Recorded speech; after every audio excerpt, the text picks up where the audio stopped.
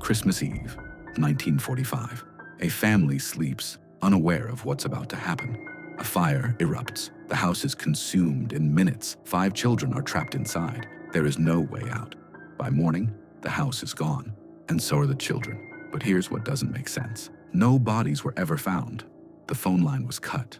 The ladder was missing, and years later, a photo arrives. Was this a tragic fire or a perfectly planned disappearance? This is one of America's most disturbing, unsolved mysteries.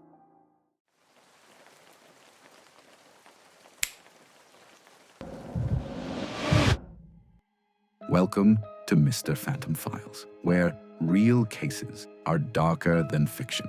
Tonight's story is not just tragedy, it's a mystery buried in fire, silence, and doubt. A case that has haunted America for decades.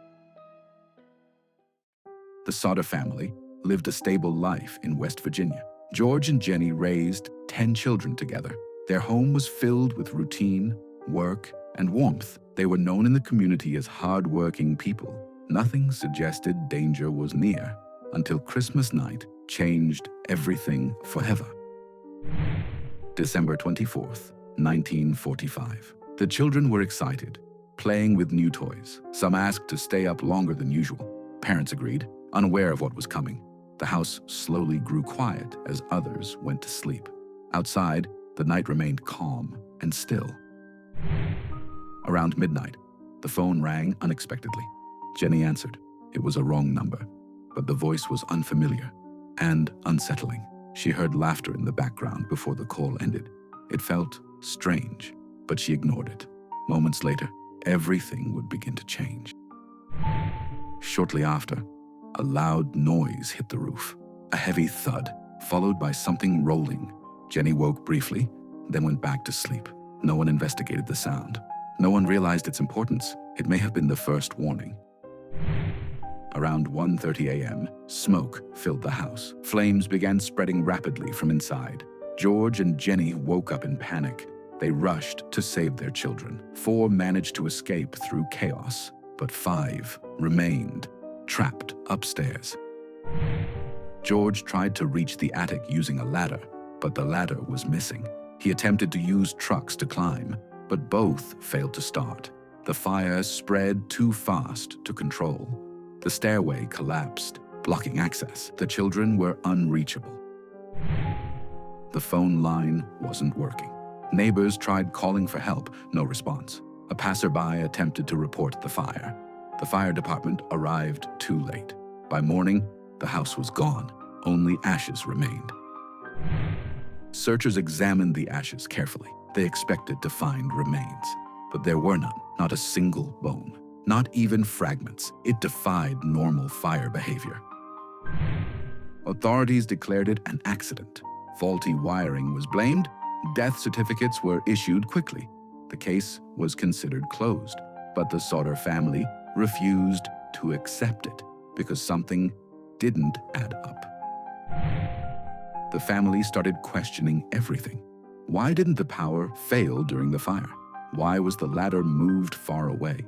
Why was the phone line later found cut? Why were there no remains at all?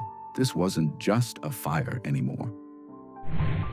Days before the incident, strange events were reported. A man visited the house, offering to fix wiring. He warned George that the system could cause a fire. George dismissed him. The wiring had just been inspected. Another man tried selling life insurance aggressively. When refused, he made a chilling remark about fire. The insurance salesman didn't leave quietly. He allegedly told George his house would go up in smoke. At the time, it sounded like anger. Later, it felt like a warning. This statement would haunt the family for years. Coincidence, or something more deliberate? After the fire, investigators examined the phone system. It was not burned. It was physically cut. This meant no one inside could call for help. The timing raised serious suspicion. Someone may have planned to isolate the house. This was no longer a simple accident. George always kept a ladder against the house. On the night of the fire, it was gone. Later, it was found far away from its usual place. This prevented any chance of reaching the upper floor. A critical rescue tool had been deliberately moved. another detail that refused to make sense.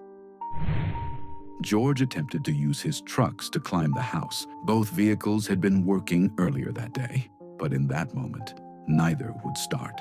Engines failed repeatedly without explanation.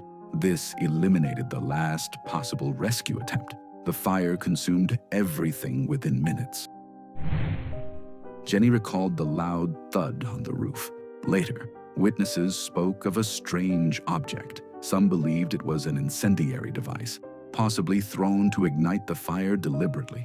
This aligned with the rapid spread of flames. The theory was never officially confirmed. A bus driver claimed to see people watching the fire. Another witness reported children being taken away. Some saw unfamiliar vehicles near the house that night. These accounts were inconsistent but unsettling. Police could not verify most statements, yet they added weight to the family's suspicions. George Sodder had strong opinions about politics in Italy. He openly criticized Mussolini in public discussions. Some believed this created enemies. Rumors suggested involvement of organized groups. Though never proven, the theory persisted. The case began to expand beyond the simple tragedy. Years after the fire, a photograph arrived by mail. It showed a young man resembling one of the missing children. The back contained a cryptic message. The family believed it was their son, Louis. Investigators could not confirm its authenticity, but hope returned along with deeper mystery. The Sodder family rejected the official conclusion. They believed their children survived the fire. They launched their own investigation. Billboards were placed with the children's images.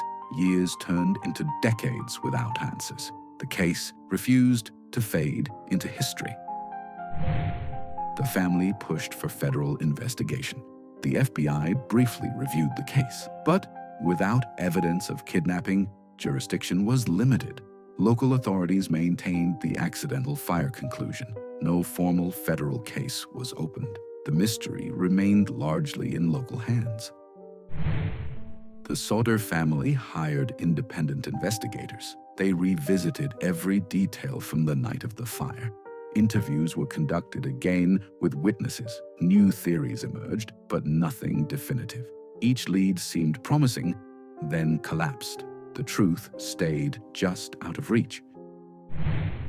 A large billboard was placed along the highway. It displayed the faces of the 5 missing children with a message. What was their fate? Thousands passed by it every day. It became a symbol of unresolved grief and a reminder that the case was not closed.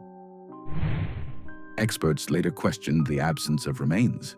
House fires typically leave bone fragments behind. Even intense heat cannot completely destroy them, yet none were recovered at the site. This detail deeply contradicted the official report, fueling the belief that the children were not inside. The family believed the children were taken before the fire. The blaze may have been used as a cover. Witnesses reporting figures and vehicles supported this idea. The cut phone line and missing ladder reinforced suspicion. It pointed toward planning, not accident, but no direct proof ever surfaced. The mysterious photo was studied repeatedly. Facial comparisons suggested resemblance to Louis Sodder. Handwriting analysis offered no clear conclusion. Investigators attempted to trace its origin. The sender was never identified. Hope remained, but uncertain and fragile. Years turned into decades. The parents aged, but never gave up searching. Every rumor, every sighting was followed. The case became part of American mystery history. But no resolution came with time. Only deeper questions remained. Authorities did not reopen the case. Records remained unchanged. The conclusion stayed: accidental fire. No suspects were ever formally named. No arrests were made. The silence became permanent. The Sodder case became a symbol of unresolved truth, a tragedy surrounded by contradictions, fire without remains, warnings before disaster, evidence that never aligned, a mystery that refuses to settle. Did the children perish in the fire? Or were they taken into the night? Was it coincidence or a planned act? Why were there no remains? Why so many unanswered details? And why does the story still feel unfinished? A fire took a home, but it didn't answer what happened inside. 5 children vanished, and the truth vanished with them. Subscribe to MrPhantom Files for more real mysteries that refuse to fade. And tell us, what do you think really happened?